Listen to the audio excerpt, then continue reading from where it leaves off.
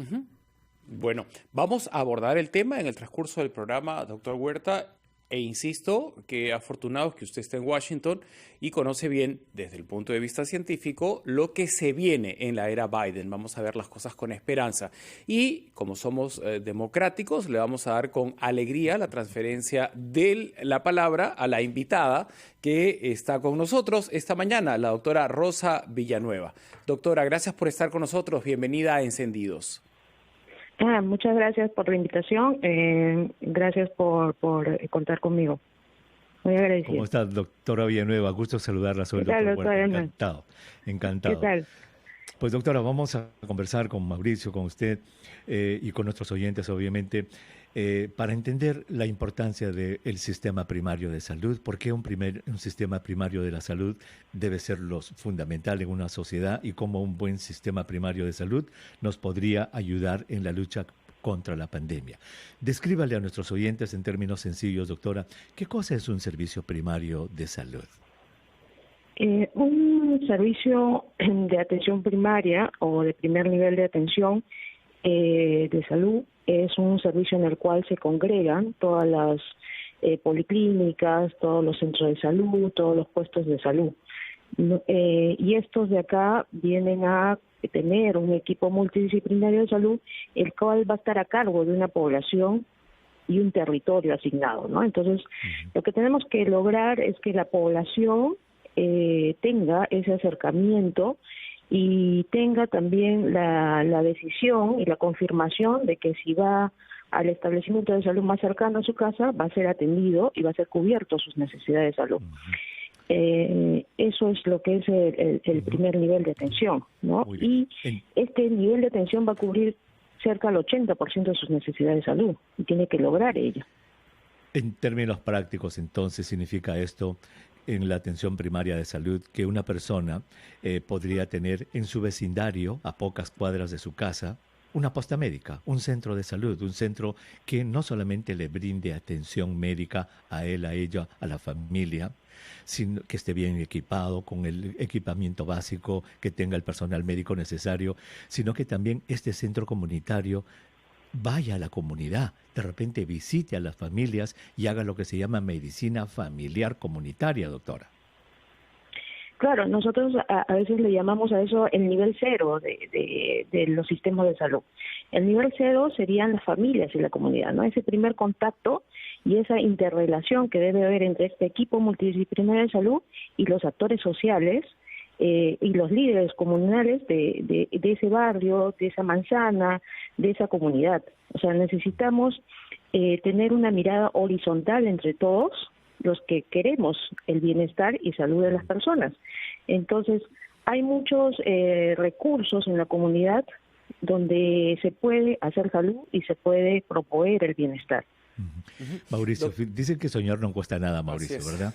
Imagina soñemos de que cerca de nuestra casa tengamos una posta médica bien equipada, con su maquinita de rayos X, su pequeño laboratorio para hacer exámenes básicos, que tenga siempre una doctora, un doctor, una enfermera, educadora en salud, psicólogo, un grupo pequeño, y que se encargue esta clínica, este pequeño centro, Mauricio, de unas 10, 20 cuadras a la redonda, y que la gente no tenga que ir a ningún hospital a hacer cola desde las 5 de la mañana, sino que vaya a su posta médica. Y que de estas postas médicas, Mauricio, hayan, ¿cuántas? 20.000 en el Perú, 30.000.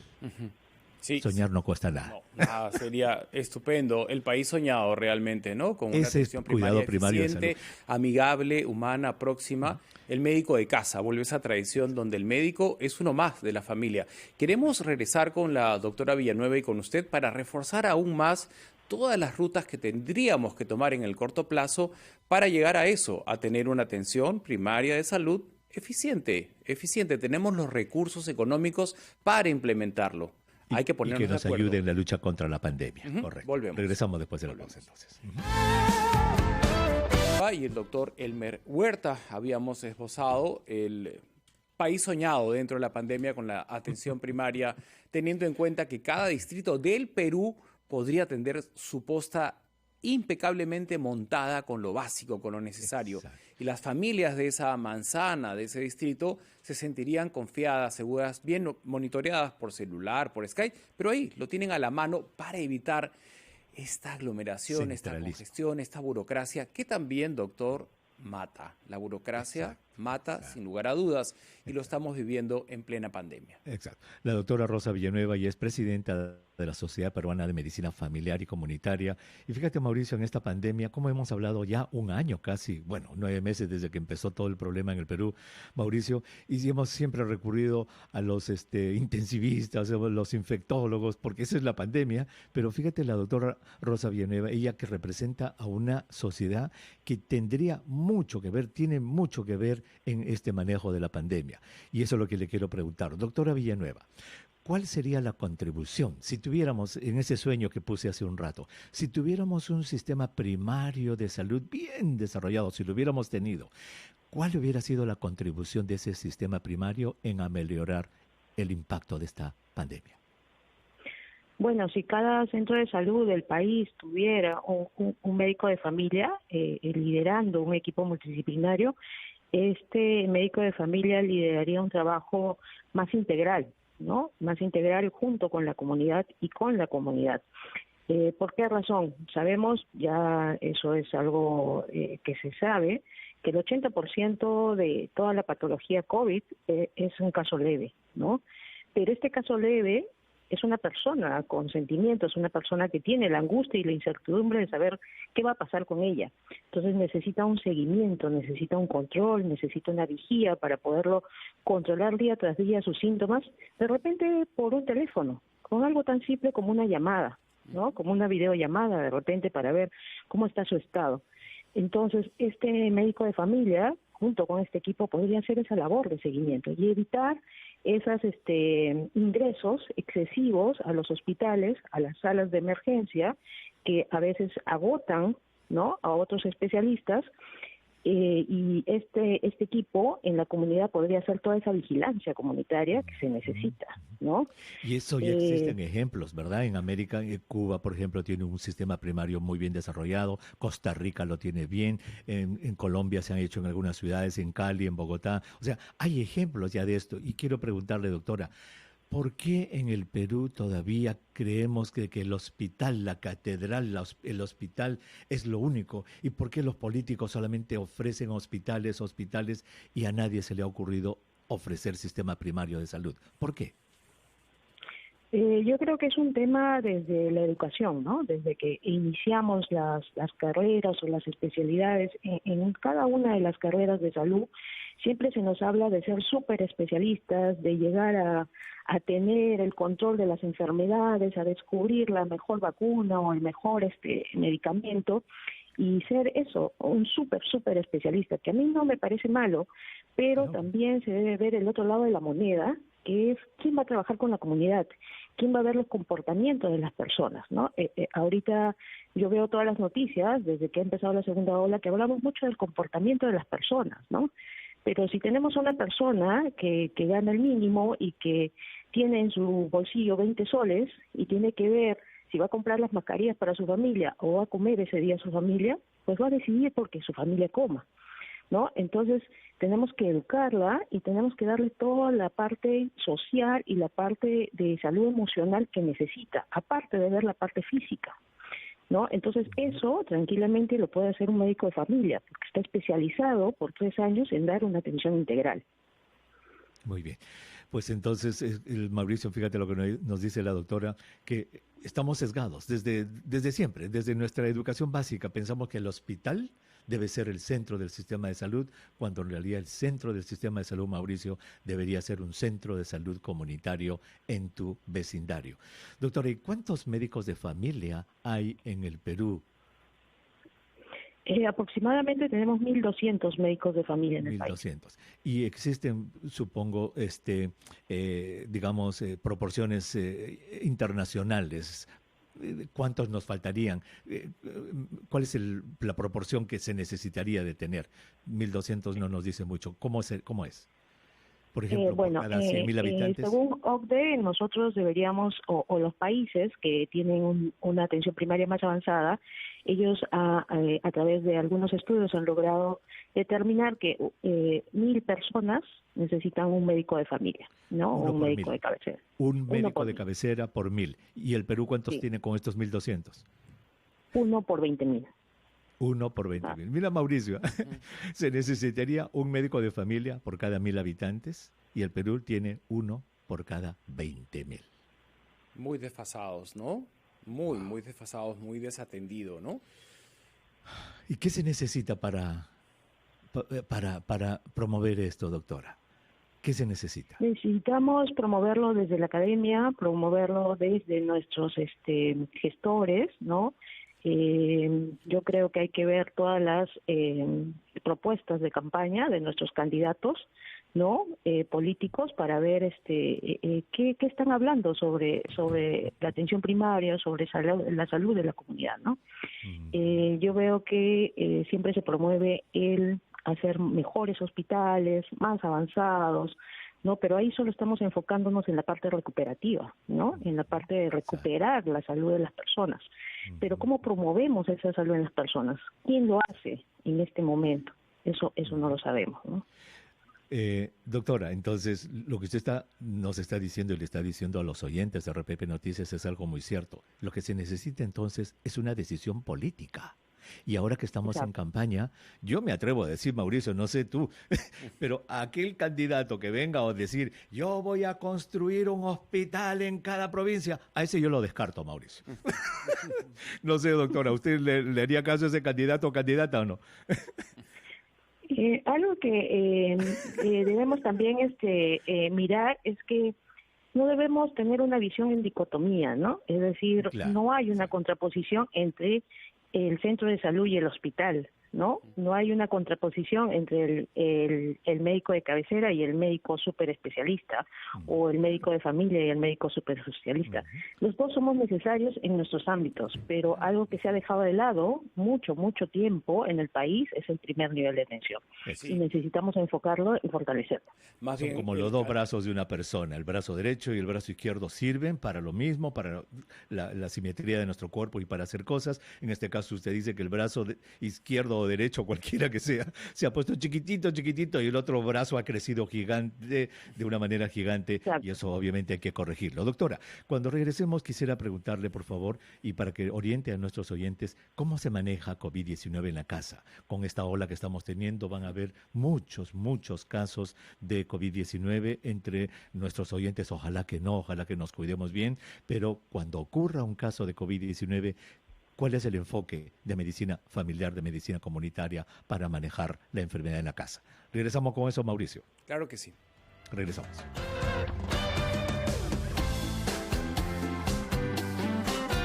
Lema Tomás, ex ministra de Salud y doctora de profesión, que en casa salió adelante. Lo recuerdo nítidamente todo lo que nos dijo en aquel programa. Exacto. Solamente 5%, Mauricio, recuerda, solo 5%, alrededor del 5% se hospitalizan. Solo 5%.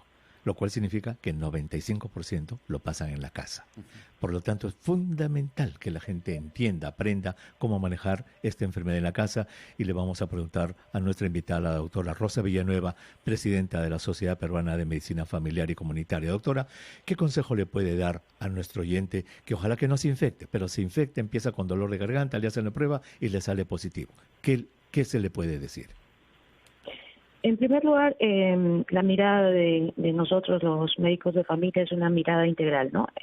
Los consejos a la persona, en primer lugar, sería en función de sus síntomas, ¿no? Promover y estimular el automonitoreo, ¿no? Ver si tienen la capacidad adquisitiva para conseguir un pulso oxímetro, ¿no? Nosotros sabemos que la valoración clínica depende mucho de cuánto está la saturación de oxígeno en las personas. Entonces, indicarle que si estuviera complicándose, esta saturación de oxígeno va a ir bajando a menos del 92%, ¿no? Esto hablando en lugares a nivel del mar, ¿no? El otro punto importante es la valoración mental, ¿no? La valoración de su salud emocional, ¿no? ¿Qué expectativas, qué temores, qué qué piensa de esta enfermedad, ¿no? Y ir tratando de calmar esta situación en la medida de lo que podamos. El otro punto es en cuanto a la familia. Tenemos que buscar dentro de la familia un cuidador principal que va a ser el encargado pues de dar todo el apoyo en cuanto a alimentación, en cuanto a los cuidados que amerita esta persona, ¿no? Y en la familia también se tiene que valorar aquellos contactos estrechos que hayan estado, digamos, en contacto con esta persona ya enferma, y valorar sus riesgos, ¿no? Valorar si, por ejemplo, son adultos mayores, si tienen alguna patología de riesgo que pueda hacer que se complique esta patología.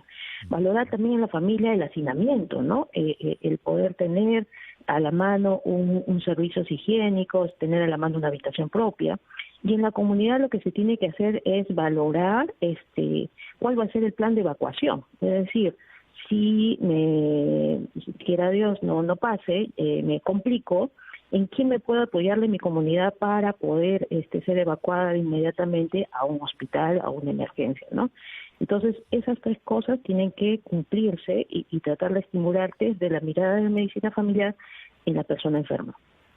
Mauricio, fíjate qué interesante el enfoque que nos ha dado la doctora Villanueva. Mira, hemos escuchado y yo mismo repetimos en nuestros programas, si usted tiene esta enfermedad, aíslese la mascarilla, tome su medicina, pero fíjate el enfoque de la doctora y de la medicina familiar. ¿Dónde vive? ¿Con quién vive? ¿Tiene baño? ¿No tiene baño? ¿Quién lo va a llevar al hospital si se complica? ¿Quién le va a enseñar a usar el pulsoxímetro? ¿Te das cuenta, Mauricio? Esa llevada de la mano al paciente y a la familia, eso es medicina comunitaria, eso es medicina familiar y eso es lo que nos falta muchísimo en el Perú. Es decir, que no solamente sea una receta, tome su pastilla, señor, vaya a su casa, no, sino que alguien, en este caso un médico familiar, Mauricio, le pregunte con quién vive, cómo va a ser, tiene usted quien lo lleve al hospital si se complica, etcétera. Yo creo que ese enfoque es fundamental en todos. Doctora, el manejo del pulsoxímetro entonces debe ser algo fundamental que se le enseñe a las personas. ¿Cuáles son los factores que determinan, por ejemplo, que un pulsoxímetro no funcione bien, no sea bien leído? ¿Cómo se puede, qué le podemos decir a nuestros oyentes que de repente tienen un pulsoxímetro y tienen dudas en cómo usarlo? Bien, el pulsoxímetro es un aparato que poco a poco ha ido bajando mucho de precio. Yo creo que ahora es posible que cada familia, o por lo menos cada barrio, cada manzana, cada edificio pueda tener uno y tenga un vigía comunitario que tenga este pulsoxímetro, ¿no? Por barrio, por manzana. Y lo más importante es tener en cuenta que hay algunos factores que pueden alterar esta saturación de oxígeno. Por ejemplo, si tiene fiebre, ¿no? Alta, más de 38.5, y entonces empieza a hacer taquicardia, pues de repente este valor de la saturación de oxígeno va a estar alterada, ¿no? El otro punto es ver la calidad y la potencia de la batería, ¿no? De repente ya ha sido usado más de 2 semanas constantemente, entonces de repente la batería está baja y el pulsímetro no va a funcionar. El otro punto también es algunas formas que pueden alterar en el dedo, ¿no? Es decir, que la uña no esté pintada, por ejemplo, ¿no? Que no haya en el ambiente alguna situación que pueda alterar esta valoración, ¿no? ¿Qué cuidado hay que tener, doctora, con el menaje que usa el paciente infectado? ¿Y qué cuidado hay que tener si en el espacio donde está viviendo esta familia los baños se comparten? No hay otra opción más que compartir baños. No es una vivienda con 2 baños, sino uno solo. En cuanto al menaje, yo pienso que los mismos cuidados que siempre tenemos, o sea, el lavado de nuestros utensilios, yo creo que siempre que estemos en contacto con la persona enferma tenemos que estar con mascarilla, ¿no? Sobre todo el cuidador principal que va a ser el encargado de dar los alimentos. Es factible también que si es un caso leve, que no tenga mucha sintomatología, él puede encargarse de su propio, digamos, por ejemplo, sus propios desechos, ¿no? De repente algún pañuelo con secreciones, él mismo tener su bolsa roja internamente en su habitación y a irle desechando y amarrarlo. Si hay un baño compartido, cada vez que ingrese este paciente a utilizarlo, él mismo debería, si tiene las condiciones, ¿no? La fuerza, digamos, hacer la limpieza rápidamente con algún desinfectante, ¿no? Y no habría ningún problema, creo yo, ¿no? Si hay ambientes compartidos, tienen que ser con mascarilla, tanto las personas que comparten este ambiente como la persona enferma, ¿no? Ujú. Muy bien, doctora, 1.200 médicos de medicina familiar. En Perú, ¿cuántas facultades de medicina forman médicos de medicina familiar? Número uno. Y número dos, usted que está en contacto con los jóvenes, con los estudiantes de medicina, ¿usted nota interés en los jóvenes para ir a hacer medicina familiar? Bueno, con respecto a la primera pregunta, tenemos en total 21 facultades de medicina en todo el país que tienen la especialidad de medicina familiar y comunitaria. En cuanto al interés por los médicos o los estudiantes de medicina, ya sabemos que los estudiantes de medicina actualmente no tienen un gran interés en las especialidades clínicas, ¿no? Y ahí hablamos no solo de medicina familiar, también de medicina interna, medicina intensiva, todo lo que es emergencias, porque sabemos que, como le digo, desde la academia se fundamenta mucho el hecho de ser súper especialistas y hacer muchos procedimientos médicos para tener un mejor expendio económico. Entonces, lo que tenemos que hacer es garantizar a estos, por ejemplo, residentes de medicina familiar que saliendo van a tener un trabajo seguro, ¿no? Por un tiempo adecuado, ¿no? Porque la mayoría de los residentes que salen de medicina familiar luego no tienen un puesto de trabajo asegurado, ¿no? Entonces, doctora Villanueva, perdóneme la interrupción, el doctor Huerta está familiarizado con las noticias en vivo. En este instante tenemos que hacer una interrupción.